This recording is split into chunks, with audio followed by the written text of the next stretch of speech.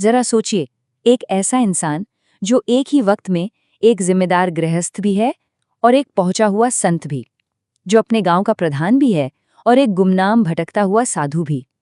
ये कहानी है नीम करोली बाबा की, जिनकी इस दोहरी जिंदगी का राज वाकई हैरान करने वाला है। तो चलिए सीधे चलते हैं साल 1942 में। नैनीताल की एक सुनसान पहाड़ी सड़क है, शाम का धुंधला का छा रहा है और एक आदमी अकेला डरे हुए मन से आगे बढ़ा जा रहा है। इस शख्स का नाम था संपूर्णानंद। हुआ ये था कि उनकी बस छूट गई थी, तो बेचारे पैदल ही घर की तरफ चल पड़े थे। लेकिन रास्ते में एक ऐसी जगह पड़ती थी जिसका नाम ही डराने के लिए काफी था, खुफिया डांड, जो भूत प्रेतों के किस्सों के लिए कुख्यात थी। और फिर ठीक खुफिया डांड के बीचों बीच वही हुआ जिसका उन्हें डर था। सड़क पर एक भारी भरकम साया कंबल में लिपटा पड़ा था। संपूर्णानंद की तो जैसे सांस ही अटक गई। उन्हें लगा बस आज तो भूत से पाला पड़ ही गया। पर हैरानी की बात ये थी कि वो कंबल वाली आकृति न सिर्फ संपूर्णानंद का नाम जानती थी, बल्कि ये भी कि वो वहां क्यों खड़े हैं।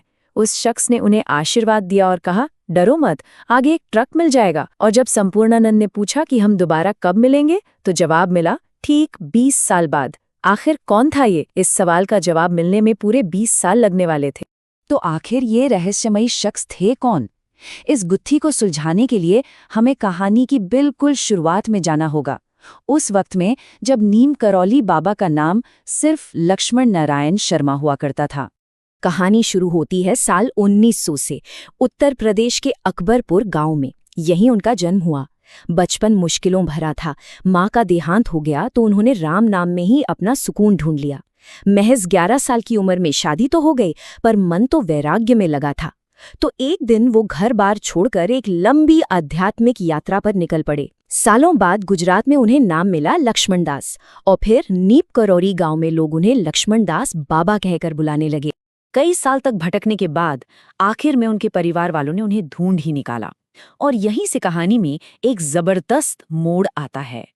उन्हें साधु का जीवन छोड़ वापस एक गृहस्थ की जिम्मेदारियां संभालने के लिए मजबूर कर दिया गया। अब जरा इस दोहरी जिंदगी की कल्पना कीजिए। दुनिया के लिए वो एक जिम्मेदार गृहस्थ थे, एक सख्त पिता, एक पति और गांव के प्रधान, और दूसरी तरफ वो थे लक्ष्मणदास बाबा, जो महीनों महीनों तक बिना बताए कहीं गायब रहते थे। और सबसे कमाल की बात ये कि उनके परिवार को कानो कान खबर नहीं थी कि उनका लक्ष्मण नारायण ही असल में एक सिद्ध संत है। और देखिए, गृहस्थ जीवन में भी वो कोई आम इंसान नहीं थे। वो अपने गांव में इतने लोकप्रिय और काबिल थे कि लोगों ने उन्हें 1-2 बार नहीं, बल्कि लगातार 8 बार अपना प्रधान चुना। ये बात उनके दोहरे जीवन के रहस्य को और भी गहरा कर देती है। एक बार उनकी पत्नी राम बेटी ने पूछा कि आप जब गायब रहते हैं तो बच्चों का क्या होगा? तो उन्होंने एक वादा किया जो दिल छू लेने वाला है। और कमाल की बात यह है कि उन्होंने ये वादा हमेशा निभाया। जब भी परिवार पर कोई आफत आती, वो ना जाने कहां से रहस्यमयी तरीके से पहुंच जाते, पर कभी ये नहीं बताते कि वो आए कहां से हैं। तो बस इसी तरह 2 जिंदगियां एक साथ चल रही थी, बिल्कुल समानांतर। एक दुनिया में वो लक्ष्मण नारायण शर्मा थे और दूसरी दुनिया में वो धीरे धीरे नीम करौली बाबा की किंवदंती बनते जा रहे थे। और अब कहानी वापस वहीं पहुंचती है जहां से हमने शुरू किया था, साल 1962। ठीक 20 साल बाद खुफिया डांड वाला वही रहस्यमयी शख्स संपूर्णानंद के घर के पास फिर से प्रकट हुआ। जी हाँ, ये कोई और नहीं बल्कि वही लक्ष्मण नारायण थे। और अब वो अपना आश्रम कैंची धाम बनाने के लिए तैयार थे। उनकी 20 साल पुरानी भविष्यवाणी सच हो चुकी थी। तो ये नीम करौली बाबा नाम पड़ा कैसे? दरअसल ये नाम उन्हें किसी ने दिया नहीं, ये अपने आप ही बन गया।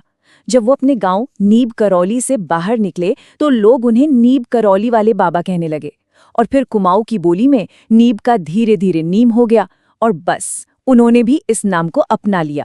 लेकिन चमत्कारों और कहानियों से परे एक और हकीकत थी।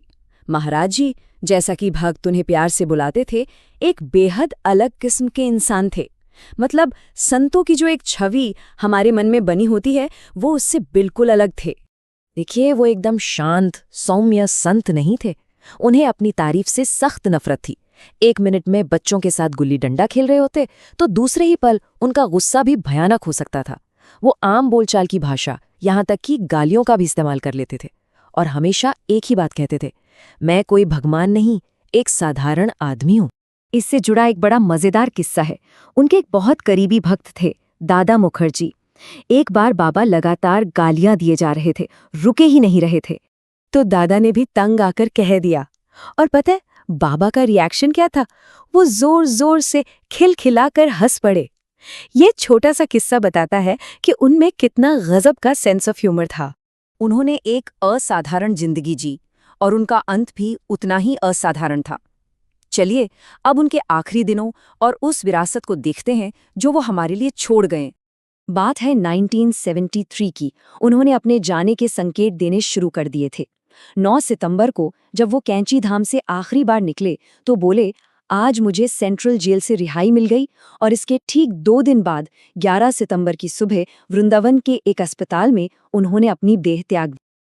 लेकिन सबसे बड़ा रहस्य तो उनके जाने के बाद सामने आया। उनकी मृत्यु के बाद ही उनकी ये दोनों दुनियाएं एक हुईं। तब जाकर उनके परिवार को पता चला कि उनका लक्ष्मण नारायण एक महान संत था और भक्तों को पता चला कि उनके महाराज जी का एक परिवार भी था। सोचिए कितनी कुशलता से उन्होंने अपनी दोनों जिंदगियों को आखिरी दम तक अलग रखा। पर सवाल ये है कि उन्होंने ऐसा किया क्यों? क्यों अपनी पहचान को इतना छुपाकर रखा? इसका जवाब उन्होंने खुद ही दिया था। वो नहीं चाहते थे कि लोग उन्हें भगवान बना दें, उनकी पूजा करें। वो चाहते थे कि लोग उन्हें सिर्फ एक साधारण इंसान की तरह देखें। तो अंत में सवाल वही है, नीम करौली बाबा आखिर कौन थे? एक सिद्ध पुरुष जो मानवता का पाठ पढ़ाने आए थे, या जैसा कि उनके भक्त मानते हैं खुद हनुमान जी का ही एक रूप? या शायद जैसा कि उनके एक भक्त ने कहा था, वो बस हम सबको मूर्ख बना रहे थे, और शायद यही उनका असली सच